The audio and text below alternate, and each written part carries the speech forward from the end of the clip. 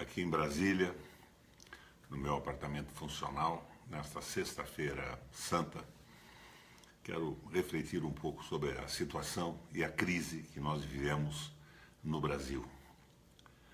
Não existe hoje no Brasil um cidadão, uma cidadã medianamente informados que não tenham plena consciência do fantástico desgaste e da total falta de credibilidade das instituições republicanas e do sistema partidário brasileiro. As decisões do governo valem apenas em razão da sua institucionalidade formal. Não há respeito à opinião pública do país. O executivo ignora os desejos da população brasileira, os objetivos permanentes do Brasil soberano. Não há respeito por parte do executivo, não há respeito por parte do parlamento, não há respeito por parte do judiciário. As instituições se tornaram objetos exclusivamente sistemáticos de lobbies, de interesses empresariais e de corporações. A República perdeu a alma e o Brasil está sendo governado pelos interesses do capital financeiro internacional e da banca. Não é à toa que o Ilan Goldfein está no Banco Central e o Meirelles no Ministério da Fazenda. Mas não são apenas os parlamentares ou o parlamento que está desgastado. Todas as instituições formais da República perderam a confiança do povo. O executivo tornou-se, em alguma das esferas, um verdadeiro covil de acusados pela Operação Lava Jato. O legislativo, em muitos momentos, se transforma apenas em um balcão de negócios. O judiciário oferece frequentemente o espetáculo deprimente de ministros atacando ministros ou sendo atacado em público por outras autoridades, levantando a suspeita de que estão sendo movidos por interesses rigorosamente subalternos. O Procurador-Geral da República vaza informações confidenciais e acusa seletivamente, ofendendo a lei, ferindo a lei. A Polícia Federal exacerba, ultrapassa os seus poderes. As agências reguladoras, meu Deus, as agências reguladoras se vendem. Enfim, há um derretimento geral do comando político e administrativo do Brasil. Entretanto, eu não quero aqui nesta sexta-feira santa fazer um pronunciamento repetitivo e monótono a respeito da corrupção. Com suas limitações e a despeito de suas agressões à lei, o sistema policial e judiciário tem funcionado para atacar, pelo menos pontualmente, a corrupção no executivo e no legislativo. Digo pontualmente porque, no meu entender, são ações fragmentadas. Não há real vitória contra a corrupção sem uma regeneração absoluta das instituições que venha a ser ancorada, por exemplo, numa lei contra o abuso de autoridade. Vamos acabar com o foro privilegiado, mas paralelamente acabar com o abuso das autoridades. O foro privilegiado é uma instituição de privilégios imperiais numa república. Realmente não tem cabimento, mas ele tem que cair acompanhado de uma lei firme e clara do que seria o abuso de autoridades e como se dará a punição do abuso das autoridades. Enquanto tudo isso não acontecer, de forma recorrente, nós vamos continuar tendo a investigação espetáculo da corrupção. E a corrupção voltará igualmente, de forma recorrente, ressurgirá tendo como alimento o tecido apodrecido da República, como se fosse um espetáculo às avessas. O que nos trouxe hoje o ministro Fachin, do Supremo Tribunal Federal, com a sua fantástica lista de denúncias avassaladoras, foi o retrato de uma república com instituições apodrecidas. Entretanto, trata-se de um retrato superficial. O pior acontece na sombra. Enquanto se discute justificadamente a corrupção, sem precedentes no país, o governo Temer pretende entregar a Amazônia para o desflorestamento e a utilização de uma mineradora canadense. E para efeito de privatização, destrói o pacto trabalhista e previdenciário do Estado com o seu povo e elimina direitos sociais e joga no lixo a Constituição de 1988. O ambiente está tão favorável ao intriguismo deslavado que tecnocrata premiado com a presidência da Petrobras, o tal do Pedro Parente, tem a audácia de declarar no Rio Grande do Sul, diante do protesto desesperado de paralisação de ações da Petrobras que levariam ao caos a própria economia do Estado e o desemprego aos trabalhadores gaúchos, tem a audácia de declarar que ele preside uma empresa que não tem nada a ver com políticas sociais. Ele tem responsabilidade com o mercado e com seus acionistas. É uma empresa pública. O petróleo é o sangue do desenvolvimento de qualquer nação no globo terrestre. O petróleo tem provocado, ao longo da história recente, guerras, genocídios em países, no desespero da apropriação dos recursos do subsolo. E o Pedro Parente, privatizador da Petrobras, desligado da realidade dura e crua do Brasil, sem nenhuma ligação patriótica com a nossa nação, diz que ele não tem obrigação de viabilizar políticas públicas. É isso que querem fazer com a educação. Imagina a educação privatizada e um Pedro Parente aparece e diz o seguinte: não tenho nenhuma responsabilidade com a educação de nosso povo. O meu compromisso é com o lucro, os acionistas e o mercado. A mesma coisa com a saúde pública. Uma epidemia, de repente, tem uma solução que custa caro. Mas a saúde privatizada declara: não tenho nenhum compromisso com política pública. Tenho com o lucro dos meus acionistas e com o mercado. Minha gente, isso é absolutamente incrível. Imaginem, vocês cariocas que provavelmente me assistem nesse momento, a SEDAI, na mão de uma gestão privada de um Pedro Parente desses da vida, dizendo que não tem nada a ver com a água tratada, que garante a saúde da população, mas que tem a ver com o mercado e com o lucro dos acionistas. Canalhas, canalhas, verdadeiros canalhas estão tomando conta do Brasil, nesta canalice que é a barbárie dessa privatização sem freios. Minha gente, mas não foi só o Pedro Parente.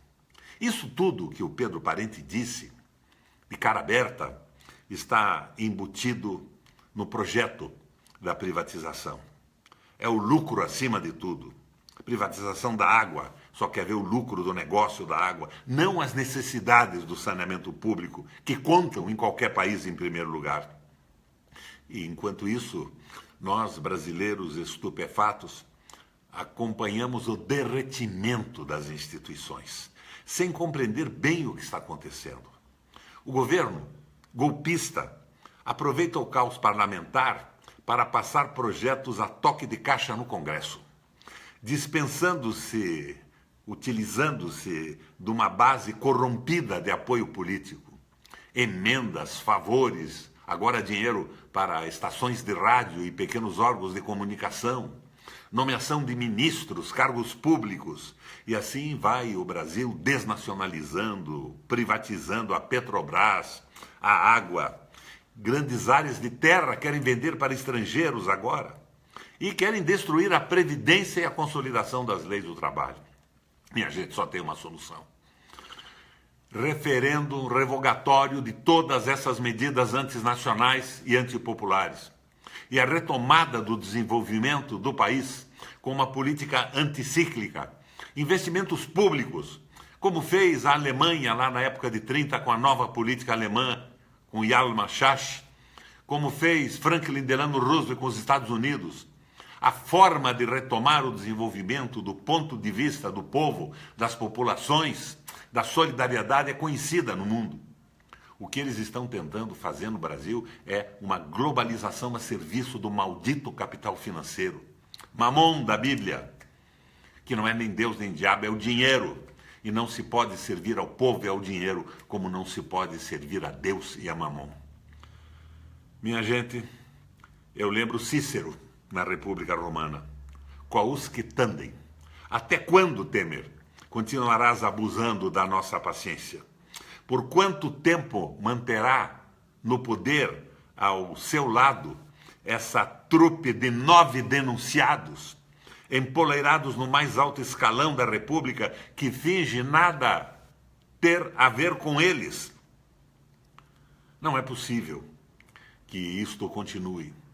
Não há respeitabilidade. Derreteu o governo federal, as instituições estão derretendo.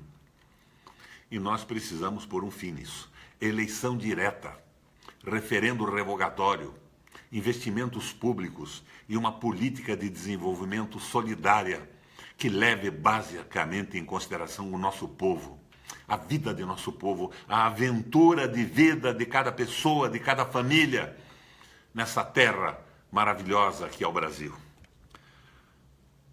Não é possível que, inclusive, o presidente seja acusado de ter articulado uma propina de 40 milhões de dólares. Não é com esses quadros, não é com esta composição que nós vamos livrar o Brasil da crise que nós estamos vivendo.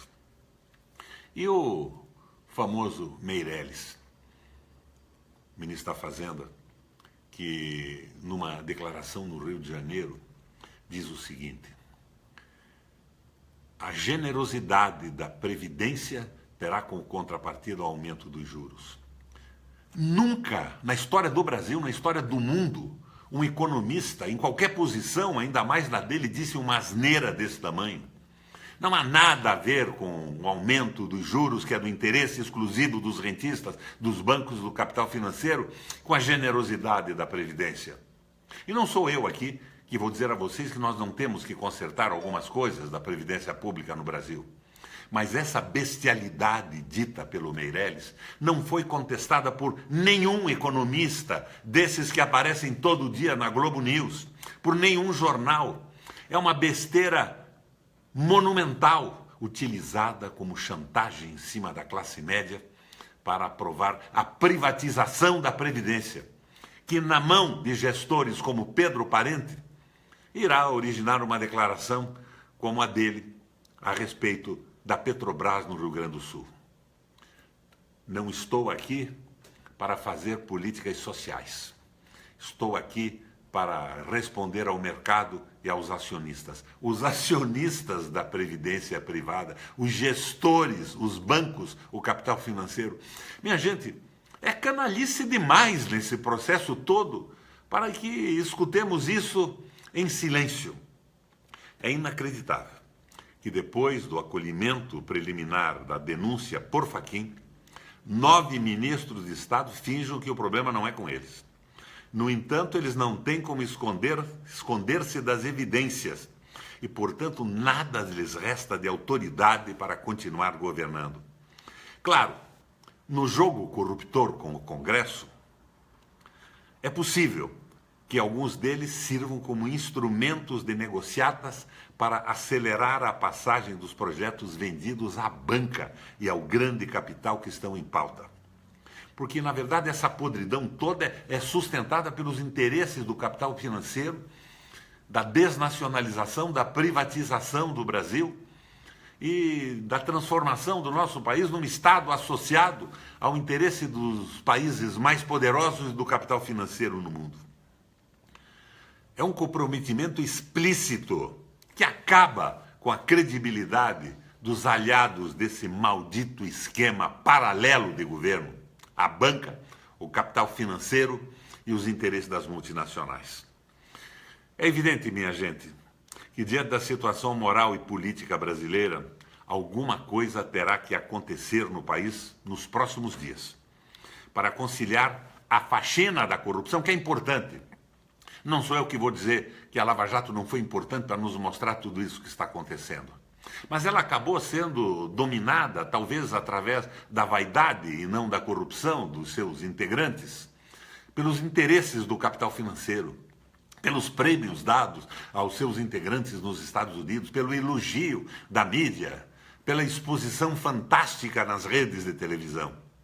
Acabou sendo dirigida para punir, nessa corrupção geral que liquidou o processo político do Brasil, apenas os progressistas, que cá entre nós erraram muito, comprometeram uma mudança que nos parecia ser possível.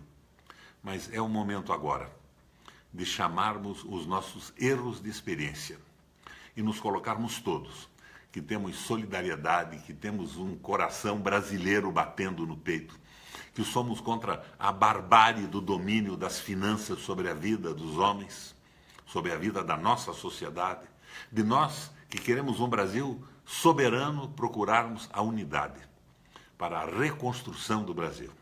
Um plebiscito revogatório de todas as medidas antinacionais. Uma reconstrução do Brasil com políticas anticíclicas, com uma aliança que eu acho possível entre o capital produtivo, que é o capital que investe, que produz empregos, que produz bens, que alavanca o desenvolvimento, que viabiliza com salários a vida das pessoas e o trabalho. Aliança do capital produtivo e do trabalho contra o capital financeiro, contra o mamão da Bíblia, contra o domínio do dinheiro, contra a barbárie relatada por um Pedro Parente, que hoje é preposto do capital financeiro internacional para liquidar a nossa Petrobras. A corrupção nunca vai acabar, mas ela será reduzida.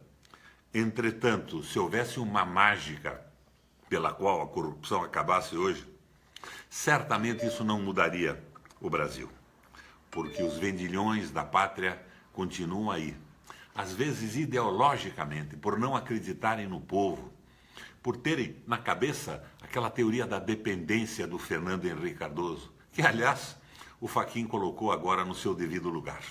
Mandou investigar o seu governo. Corrupção sistêmica.